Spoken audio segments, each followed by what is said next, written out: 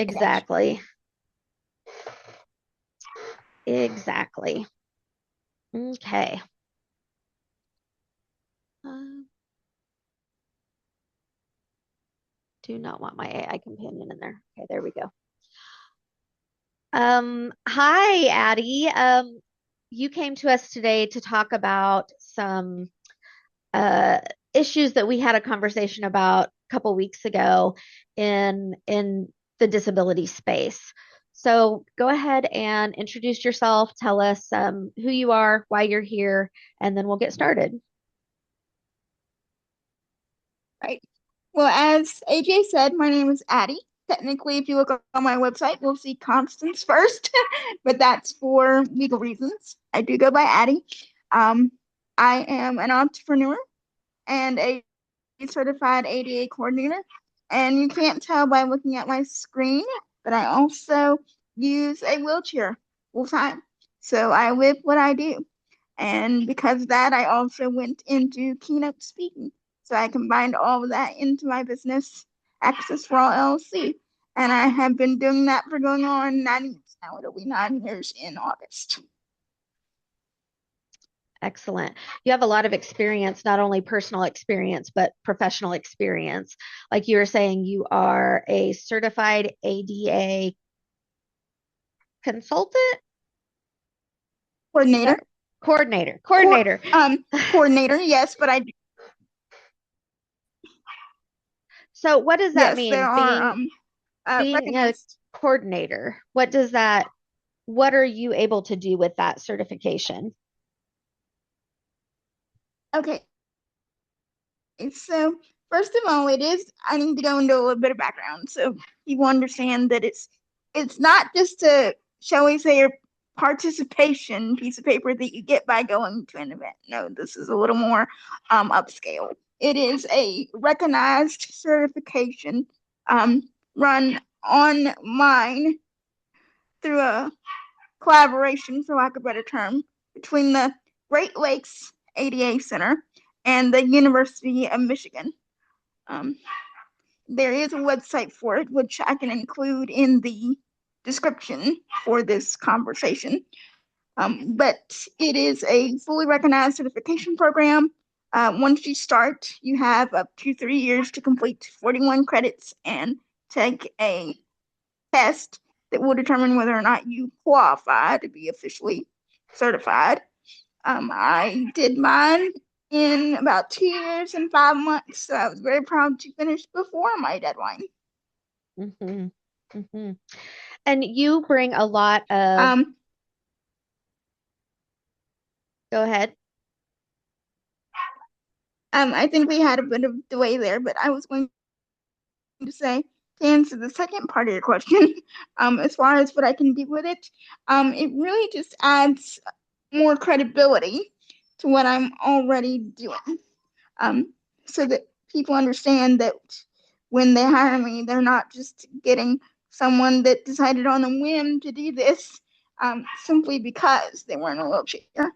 Um, it really prepares me, you might say, to go into buildings, both um, government buildings and publicly owned businesses, and look and see what they can do to improve upon their accessibility. Everything from the parking lot on up. And it also provides me with information that I can more thoroughly provide in my presentations. Excellent. So that definitely helps you. You know what your own personal experience is.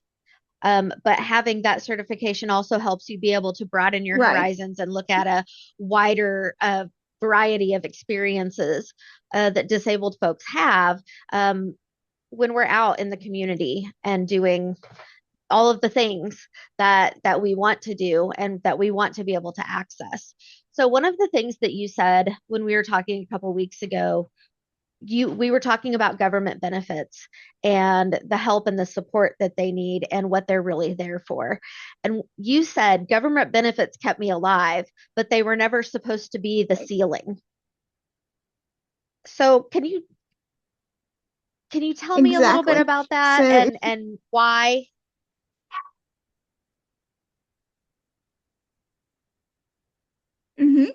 So, first of all, I feel that for anyone that may not know that's watching this, that may be new to the neurodivergent disability community, just in case, I was referring to Social Security income / social disability income benefits, both of which are run through Social Security but have their own set of rules, depending on which one you have.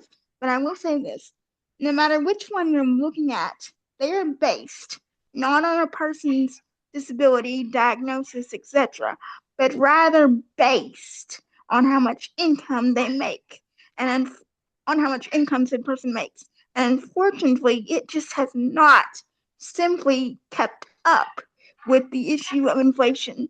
Now, I'm no financial expert, but I do have a simple grasp on what that means.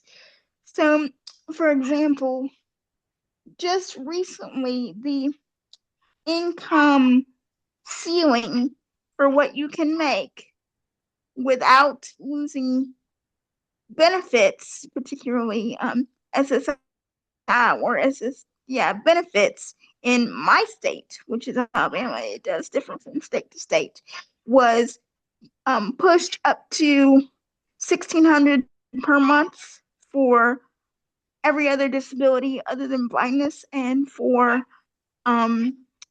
those who are blind, it's somewhere around $2,000 a month. And then the rules are slightly higher.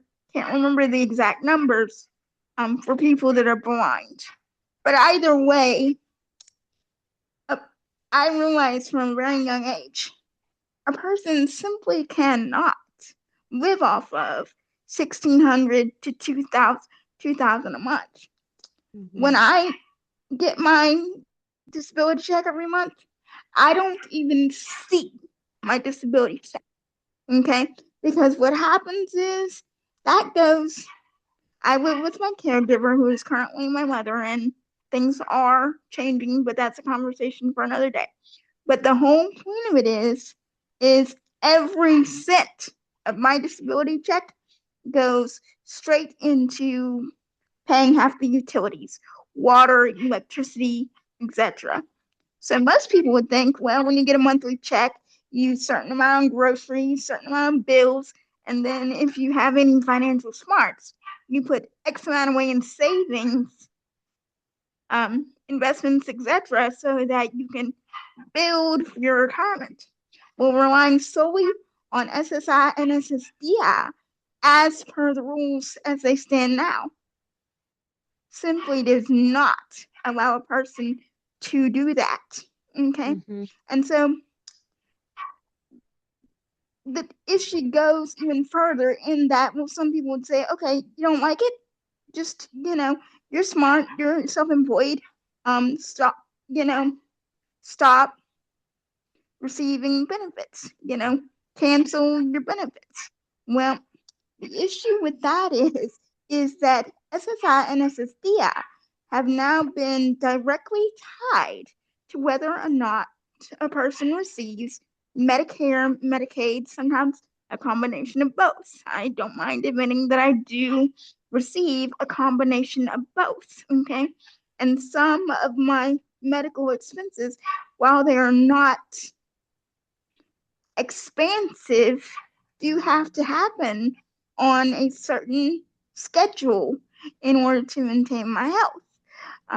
There's a small waking procedure that can actually be done by a CNA at my house that I have to have done about every 5 months or so.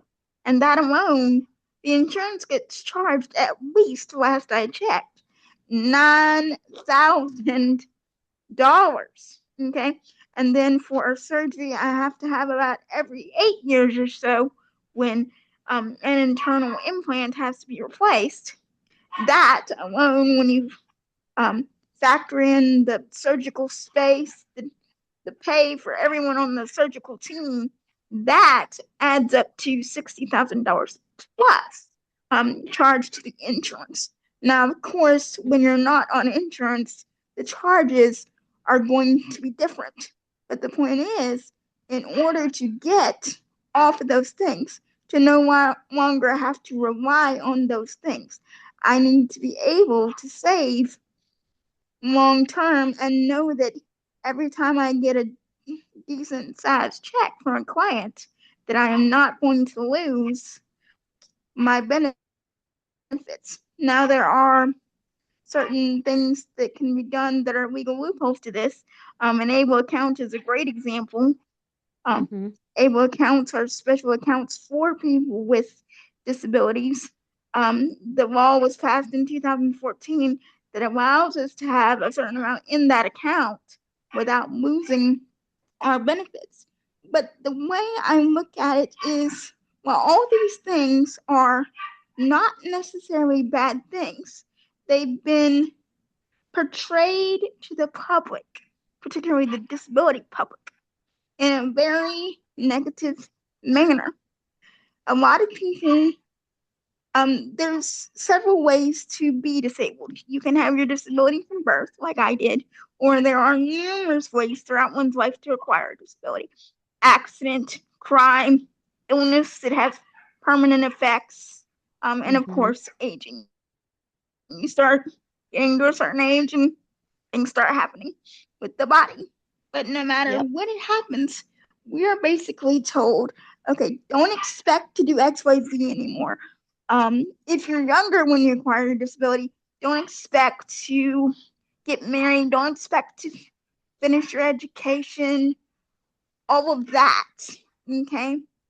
And also, heaven forbid, you start making a good amount of money and be successful in your career, and therefore lose your eligibility for benefits because, and this is what we're told, because if you lose your eligibility for benefits, you don't have another choice. You can't get private insurance. No one is going to pay you enough to be able to pay for that wheelchair, that surgery, whatever it is that you need under your own power. And so if you lose your government insurance, forgive me for sounding morbid, ladies and gentlemen, but we are told, keep your government medical insurance or you are as good as dead. And for me, that does not sit right, because looking at what's going on in the world now, we have these cuts to Medicaid and all that sort of thing, and people being cut off from community home-based services. For those of you who don't know where that is, that's where people such as myself can use Medicare and Medicaid to hire people to come to our homes to help us with daily activities, and our insurance pays them their salary for their time. All of that is being affected, and I do not agree with those things being cut off at all. I don't mind saying that, and whoever sees this and doesn't agree with me, that's your choice. But I do not agree with those being cut off. But at the same time, I'm looking at the situation and saying, okay, this conversation that those of us who are advocating for Medicaid to not be cut off should not be, if we lose this, we are up the creek without a paddle, and therefore we are begging you to keep these programs in place. No, it should be, we are contributing to our community. Those of us who are too young, who are still children, the next generation, they may not be in a position of age to contribute yet, but they will. And yes, there are those whose disabilities are so severe, and this is not to be discriminatory, but their disabilities are so severe that they simply cannot get to a point where they can, yes, contribute to the economy and that sort of thing, such as someone who may be my age, but due to their circumstances has the mental capacity of, say, a 5-year-old. There are cases like that, but that's not the entire story. And I truly believe that while I understand the argument that a person's value and whether or not they should receive services should not be tied to whether or not they're whether or not they're contributing to the economy, or whether they will be able to contribute to the economy in the future, I still think that those who can, even intellectually, contribute should, and that there is no reason why, as a society, we could not pool our resources to see for the care that those who cannot, can still live in their homes and in their communities. So Absolutely. I And really that's just think why it's a that, matter of policy should not equal life or death. right, absolutely. Policy should not equal life or death. Policy should be a choice. Yeah, and the folks in the community who maybe aren't able to um, go out of their home and work a job or work a job the way people say we quote should work, those folks are able to contribute in a lot of other ways. And having conversations and advocating Right. about policy is one of those great ways that people can contribute. So one of the things that you said is there are better options out there than what people are being told right now, because people are getting that binary story of you're disabled, Right. and because you're disabled you cannot do anything meaningful in our society. Where did that story come from? Why today does it keep persisting? Well, mind you, this is just my personal mixed with professional experience opinion. Okay. But I think where it comes from is it's a combination of fear and a story that started out of fear. And yes, this is going to push somebody's buttons, but that fear led to a need for propaganda. And this is really going to push some people's buttons the wrong way. But this is where I believe it came from. Okay. I read a book several years ago called The Disability History of the United States. Oh, I cannot remember the author's name to save my life. I think her first name is Kim. But if you just Google Disability History of the United States, you should be able to find it. But she went, all the way back to before the settlers came over here, and to start with. And she basically went through how people with disabilities were perceived in ancient Native American communities, all the way up to when she wrote the book, which was um, somewhere like early 2000, early 2010s. Okay, and in ancient Native American culture, disability was perceived a lot differently than it is by um, current Western, which is what we're considered to be, society. They were basically seen as being knowledgeable on a higher plane, having communications with the spiritual world. Okay, and there CAJ found it. Mm-hmm. And that's just one example of how disability was anciently perceived. Now, whether or not you agree with that is your choice, but the point I'm trying to make here is that disability perception has changed over the years. And I think that the situation we have now, where we're being fed this binary story, came from two areas of thought that then combine themselves into a toxic combination. Okay, at some point, a um, non-disabled person probably saw someone with a severe disability who, while they may have been perfectly intelligent, could not verbally communicate. And so they got this idea that, you know, people with disabilities were, you know, inhuman creatures, for lack of a better term. I don't like that term, but it's basically non-human. Okay, and so that was perpetuated. Okay, and then as history progressed, those in power, be it monarchy power, um, power in the government that eventually set itself up in the United States, they started to realize that, yes, people with disabilities were and are intelligent and can contribute, but that also instilled of them a certain amount of fear, okay?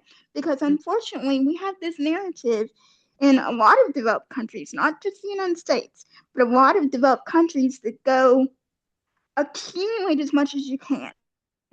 And, goodness forbid you lose your high position, because if you lose your high position, there goes the access to the nice house, the nice transportation. Back in the day, it was really nice carriages. Now it's really nice cars, mansions, yachts. Goodness forbid you lose your position, because if you do, there goes all that nice stuff and anything you might have wanted to leave in order to benefit your successors. Okay? And so for a lot of people in power right now, not everyone, but in general, people with disabilities are unfortunately perceived as a threat to those who are in power, because they unfortunately think that we are after what they have for no other reason than we want what they've got for ourselves. Okay? But the way that I look at that when I perceive that fear in a situation is I can't help but find it to be a little short-sighted, for lack of a better term. Okay? Because when you're dealing with that fear, okay, what people dealing with that fear don't realize is that no matter who they are, no matter their religious convictions, and yes, I am personally a religious person, no matter their circumstances, eventually, without anyone having to do anything, nature is going to take its course. Okay, they are eventually going to pass from this world. And everybody watching this video is, that's not to be morbid, but the point of this story is, the way I look at their fear is, it's really counterproductive, because when that time comes, would you rather have paved the way for the next generation, including the disabled generation, or would you rather have hoarded all this stuff and now no one can benefit? It's a great point.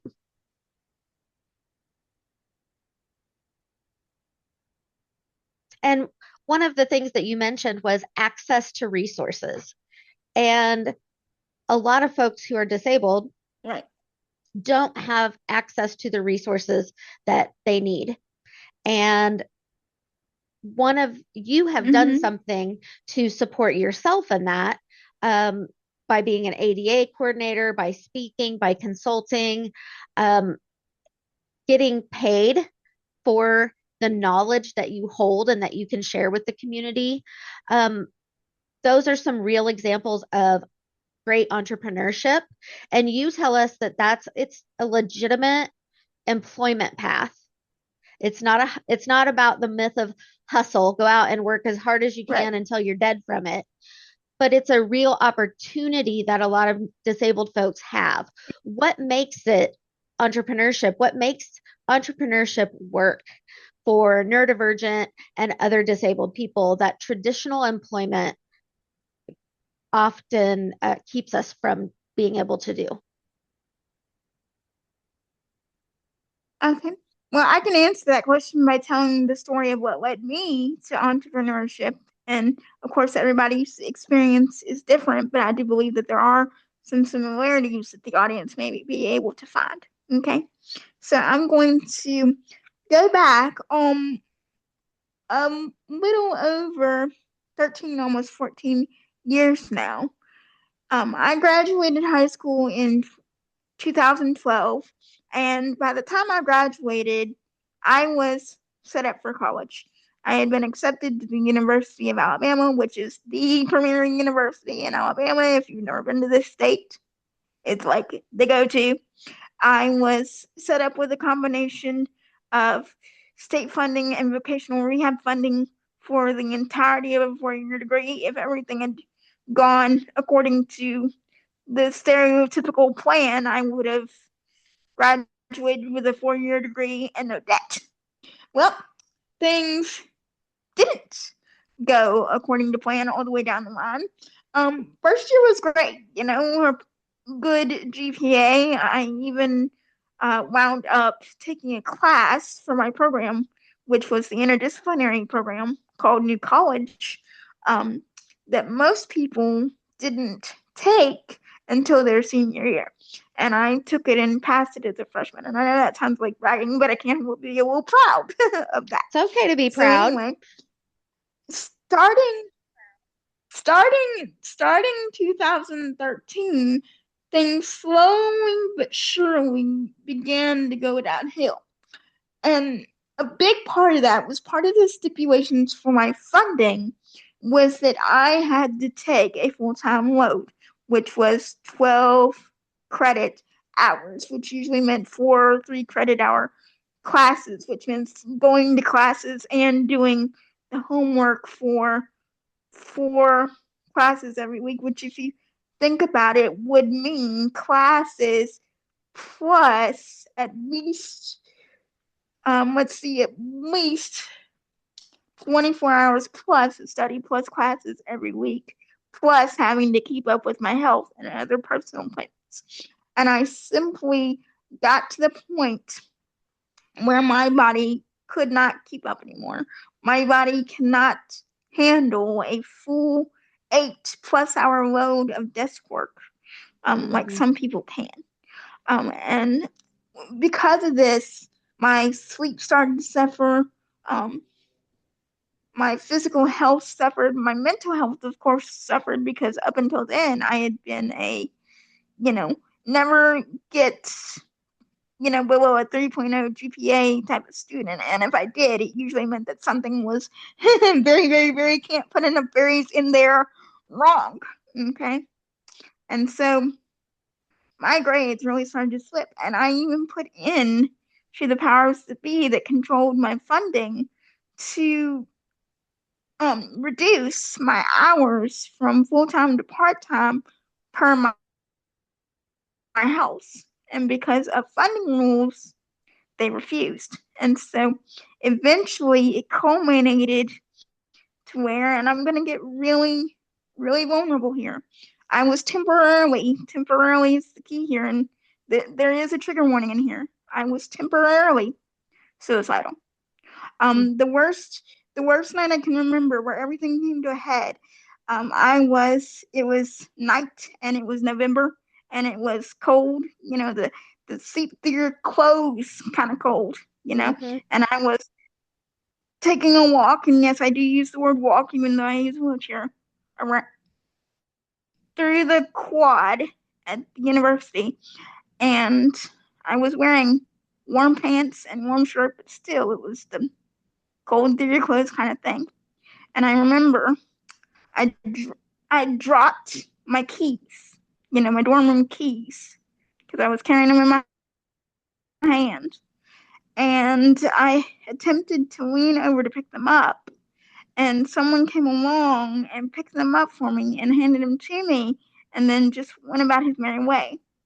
And while that may seem very innocuous, okay, there was something in it that was like the final straw, the straw that broke the camel's back is the expression. And the reason it was the straw that broke the camel's back is because by the time this person saw me, I was distressed enough about everything that was going on at that time that I was openly crying. I mean, a stranger, which this person was, could have noticed. And the fact that this person didn't notice, there was just something that broke, Mm-hmm. And so, you may or may not want to edit this out later, AJ, but I remember very distinctly that it just snapped. So, I was, I don't know, good 15-minute walk / roll from my dorm, and I was on a medication at the time that if taken in mass, that would have been the end of it, if you catch my drift. And so I seriously intended to go back to my dorm and do exactly that. They would find me the next morning, and that would be the end of it. But something happened on the way back to my dorm, and it was this point of, if you do this, you're, number one, it's gonna emotionally destroy your mom. She'll eventually get over it, but she'll still have to go through that emotional mess, which you don't want to wish on her. Okay. And then number two, whatever good you could do now in between the natural end of your lifespan, zilch, gone. And all that together did not sit well with me. So instead of doing that horrible thing that I originally planned to do, I somehow got to the night, didn't get much sleep again. And even though come the next morning it was still cold as all get out, it was also sunny. And so even though I was so sick I could barely move, I managed to drag myself all the way from my dorm, which, if you've ever been to University of Alabama, is the old Tutwiler dorm that has since been demolished, all the way over to the Student Health Center, which was on the other end of the campus. All I can say is thank God for wheelchair accessible buses they have on campus. And I and I told them I needed to speak to a counselor immediately. I told him what was going on, and he says, the good news here is because you realize that this was a major problem, you don't need serious institutional intervention, but you do need to separate yourself from the triggers that are causing this horrible mental situation. And so that's what I did. I called my mom, and and my mom raised me as a single parent. She was the pull yourself up by the bootstraps type because my father was useless. So as such, there was a point in shame of me having to call my mother and tell her all this was going on and that I had to drop out of college. But I did it anyway. And so I know I've gotten off a little track here, but it is a very important part of my story. So, I came home. Took me several months to get my health situation under control, because obviously that was pretty serious. And then I started, with the help of my local vocational rehab office and my local Goodwill Easter Seals office, I started looking for your typical 9 to 5 situation. And because I didn't have my college degree, there was only, so much we could apply for, because that is another issue. A lot of 9 to 5 jobs, even for an entry position job, require at least a bachelor's degree, even now, 14 years out from that. Okay. But anyway, we put out everything under the sun we could think of for almost 2 years straight. Not the first interview, nada. I mean, nada. Okay. And so eventually we all got together and we had that takes a toll on your mental health as well. And it was a long discussion, but yeah.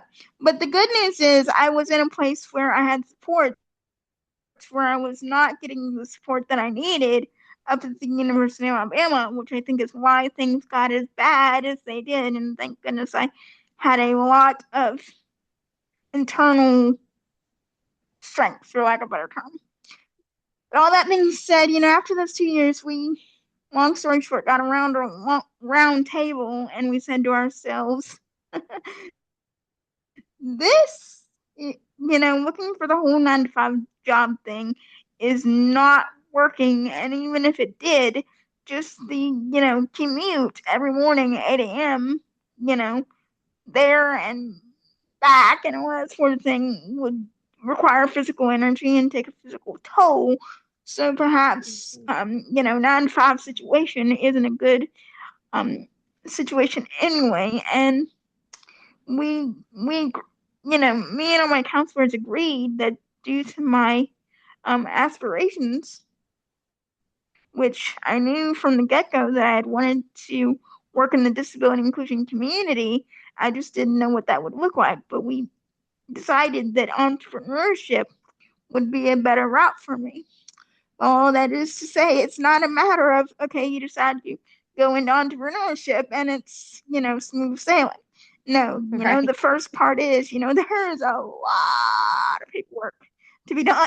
Mm-hmm. AJ knows this. I know this. I have friends that are entrepreneurs, both disabled and not, that can tell anybody watching this program there is a lot of legwork that goes into this.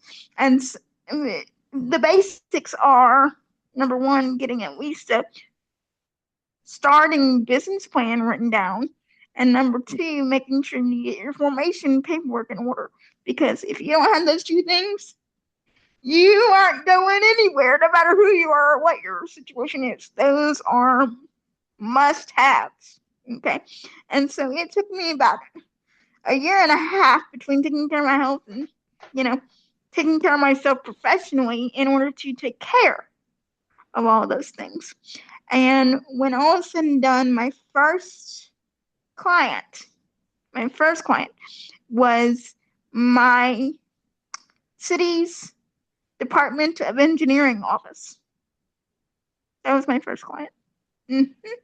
And needless to say, I was extremely proud of that. But I will say, I have been in business almost 9 years now, as I mentioned earlier. And while entrepreneurship is a viable option, I will say this: it is not a straight line, done and good type of situation. There are unfortunately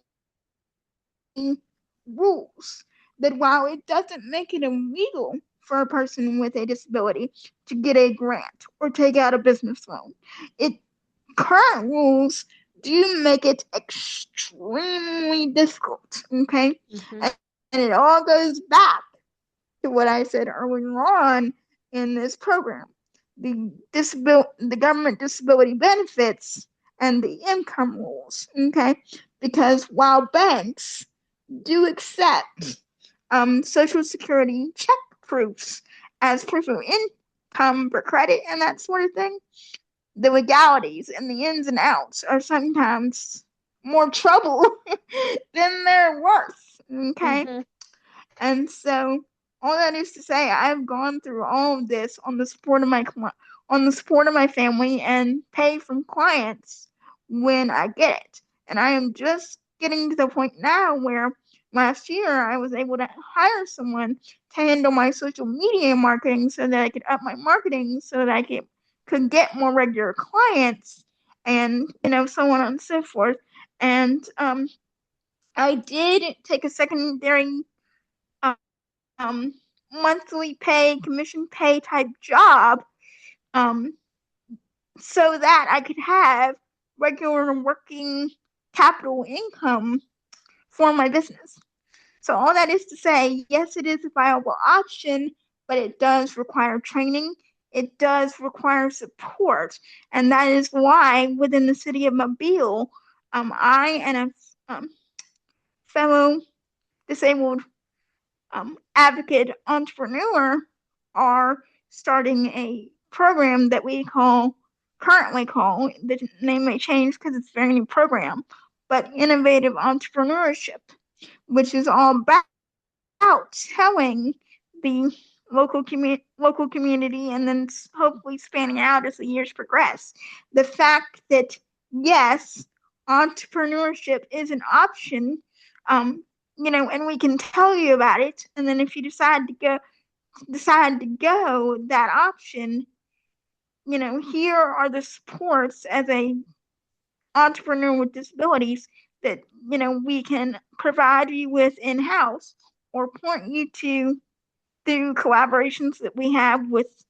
or will have. This is all still in the groundwork stages, with other organizations, because I will say that although I've been through this journey as long as I have now, entrepreneurship, as you'll remember, was not the first option that I went with.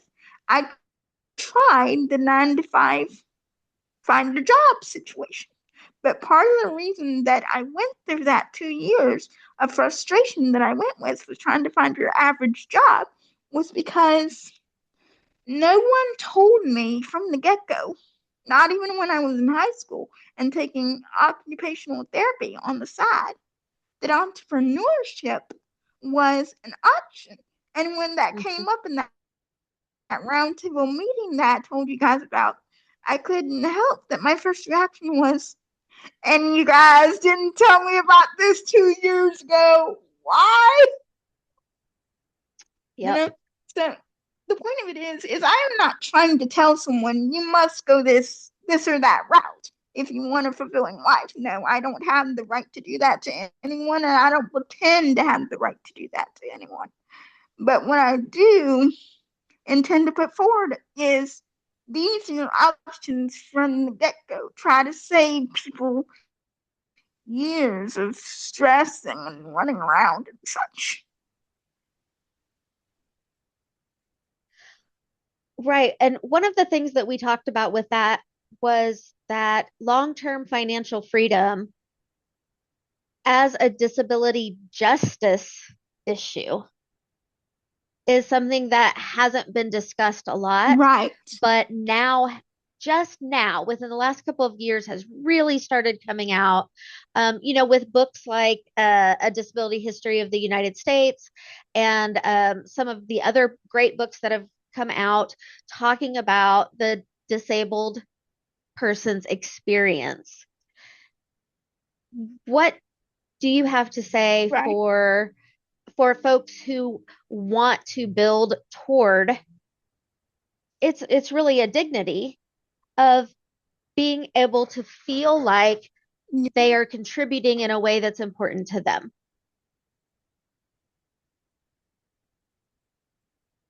Right.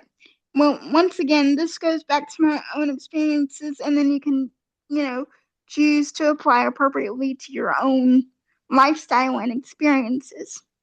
But the way I look at my long-term goals with both my business and preparing for my future is I want to make a positive impact on society as a whole as much as I can with the work that I'm doing. But at the same time, I look at it and say, I want to be paid what I'm worth. My financial goals within the next 10, 15 years, give or take, is to be able to go down to the appropriate offices and say, by law, I need to be taken off of disability benefits because I make so much that I don't qualify, and nor will I ever qualify again. Okay? Mm-hmm. My financial goals, and I don't mind admitting this publicly, are to one day, when I need a chair replacement or I need a surgery, to simply pick the vendor that I deem most, appropriate for my needs, go to them and say, I need this, they'll, see what needs to be done. They'll give me a quote, and then I will simply be able to write them a check and or, wire them the appropriate amount. And that will be the end of it. And by paying them that appropriate amount, I won't be worried. Am I going to be able to pay my caregiver, next week? Am I going to be able to pay the groceries? All that sort of stuff. So do I plan to be ridiculously wealthy to the point of being utterly ridiculous? No. But the point is, I want financial security that someone can't simply come in and say, okay, because you're disabled, you don't have a right to XYZ anymore. As such, a right to be in your own house, to have, $100,000 plus in your account. Because some people may take offense to what I'm about to say. Okay? But you knock on the door of your neighbor who is, your average Joe, has a 9 to 5 job, or even is an entrepreneur himself. You knock on his door and have a cup of coffee, and you guys start talking about life.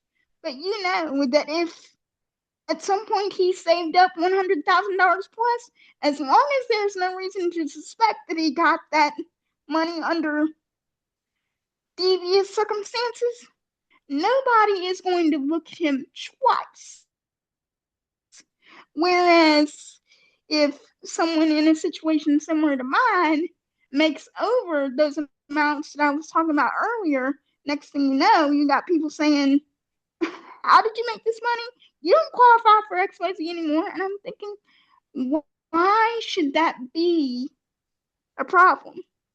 If someone is able to do something of significance and make that money, as long as they do it in a way that is legally appropriate, there should be no question about this person can't have this thing or that money.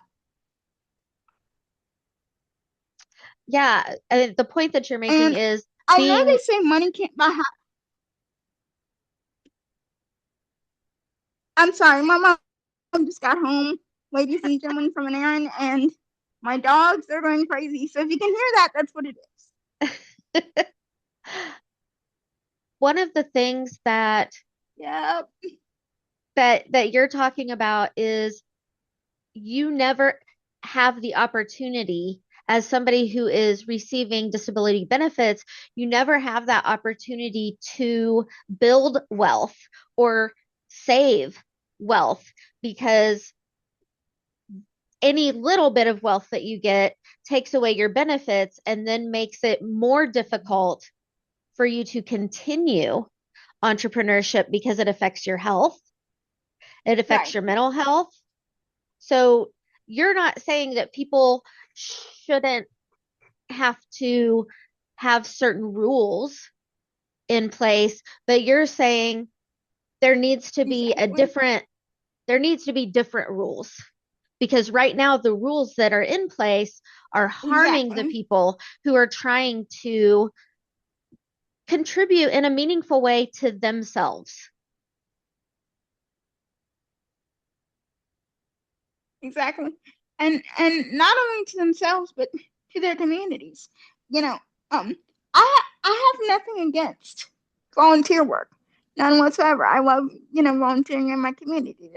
There are things that I do to volunteer for my church every year. And no, I do not expect to be paid for that, because the key word here is volunteer work. Okay?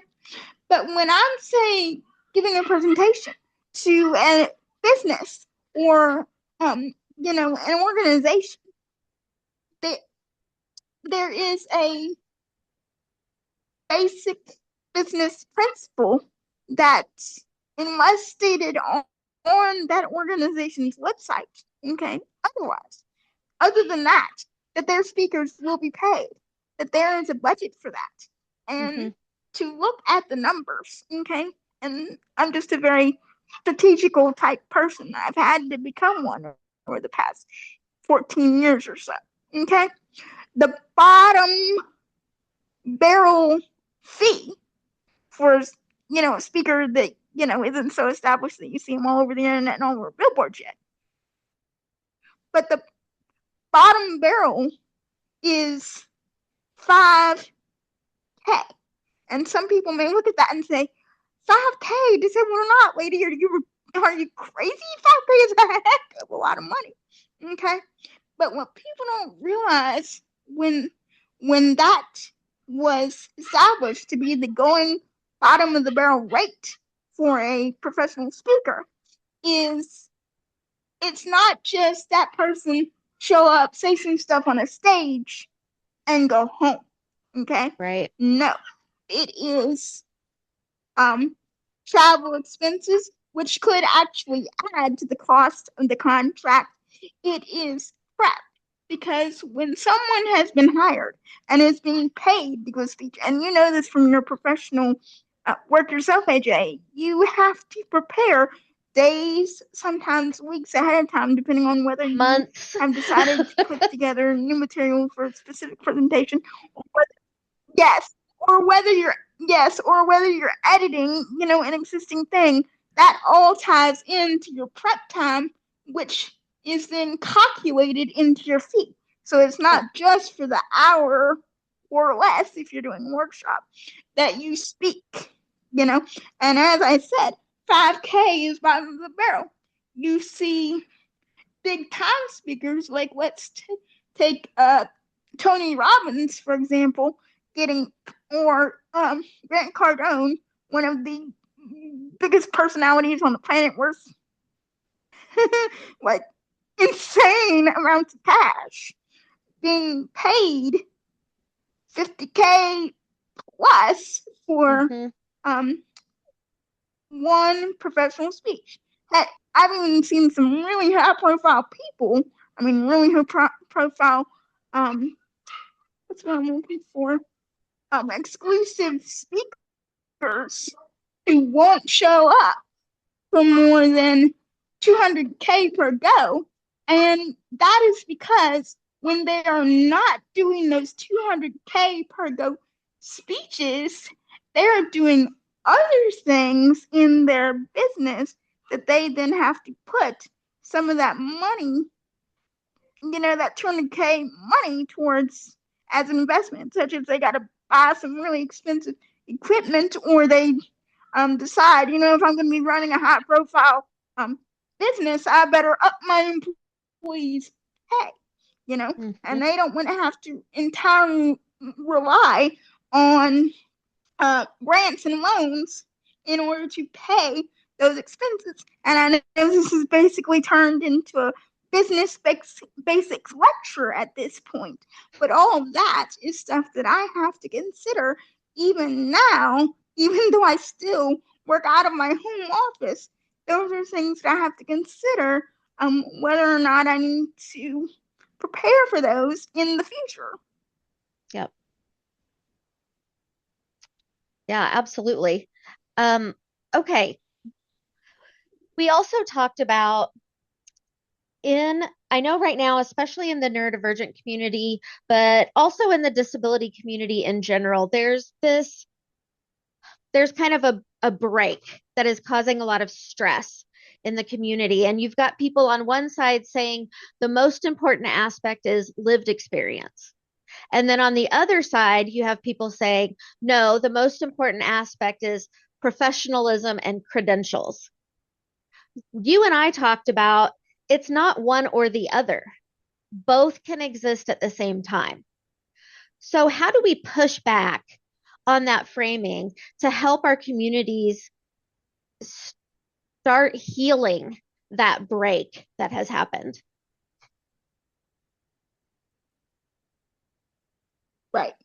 Well, number one, I think we have to, before we can answer that question, and may, depending on how much material we've gotten so far, wind up breaking this into 2 videos. But we have to look at the nature of the break. Okay? For a while, there was this point where college degrees began to lose their popularity.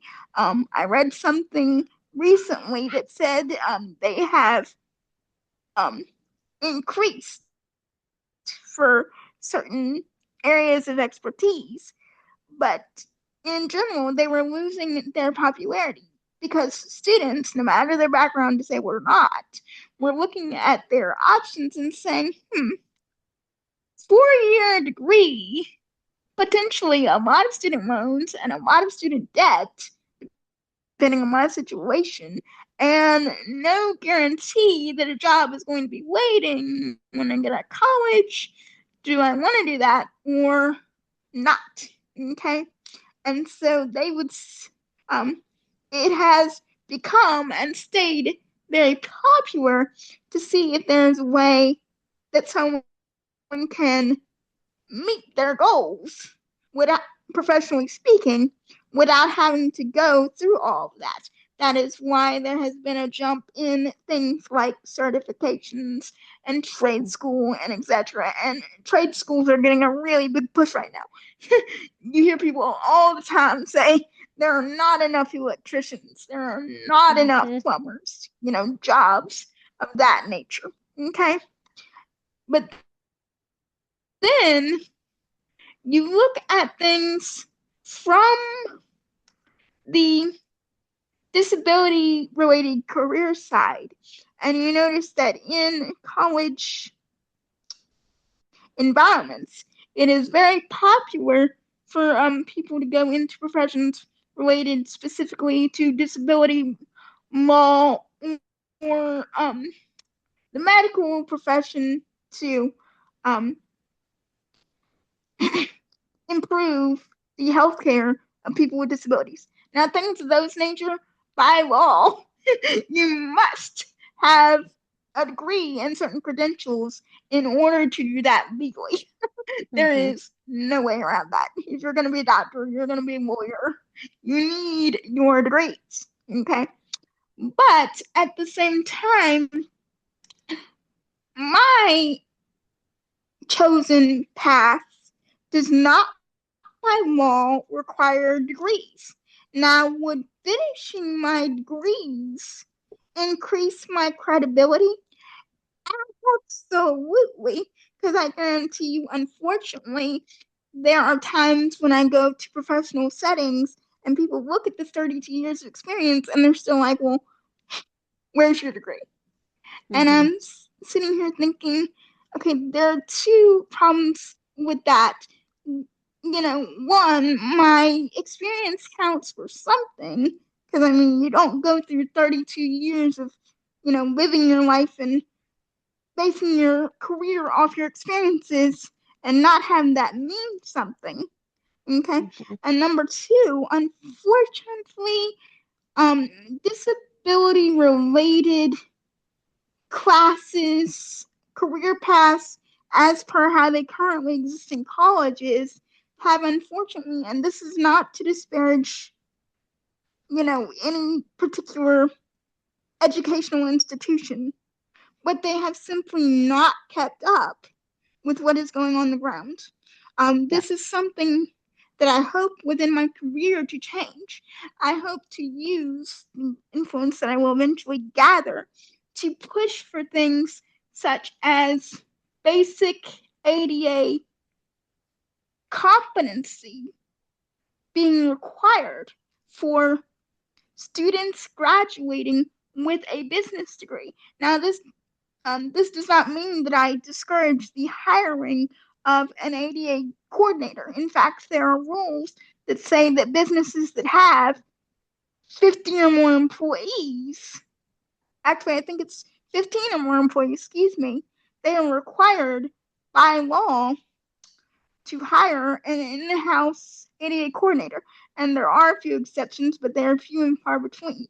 So yes, an ADA coordinator will still be required, even if you have basics ADA training.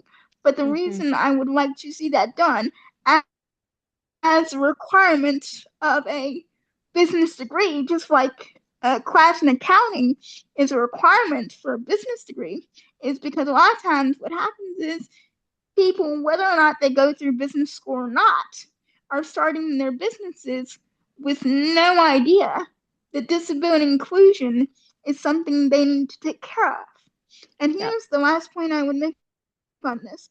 The reason that is so important is disability inclusion isn't just a matter of the ADA. That's a very small point of the story. It's not just do this or you're going to get sued and it's going to be a big headache. No, disability inclusion is not just that checklist. It is, okay, do I want a business that is going to last long term, probably for lack of a better term, outlive me and see me and my children and or whomever I consider my family if I don't have any immediate living relatives through our lives, or do I want something that's going to founder because I'm not bringing enough employees, customers, and other resources because I'm not set up for the disability community. And that is one thing that I'm really focusing on when it comes to my public speaking right now. The point that I really focus on is, even if you are a CEO who is currently non-disabled, that is the term I prefer, non-disabled, who is making a really good financial living, at some point, you, a loved one, an employee, 1 in 7 people are going to experience a disability, whether it be temporary or permanent, before they hit the age of retirement. And when that happens to you, all the issues that I have earlier discussed are going to come up. So do you want to have a business that is prepared for that, or one where you have to scrounge around and hope you figure it out in time before someone tries to say, oh, because you're disabled now, you don't have what it takes to be the CEO of this company? Yep. That's a great point and a great question, I think, to stop at. It really, that's the point of all of this is every person at some point in their life is going to experience disability in one way or another. We experience it when we're born. We're not able to do all of the things, and we need help and support from others. And if we get sick, if we have an injury, and as we get older, we need help and support from others. So there's no good reason to not have things in place to support disabled individuals in our community, because really that's just supporting everybody. This has been fantastic. Do you have anything else that you would like to add before we end this today?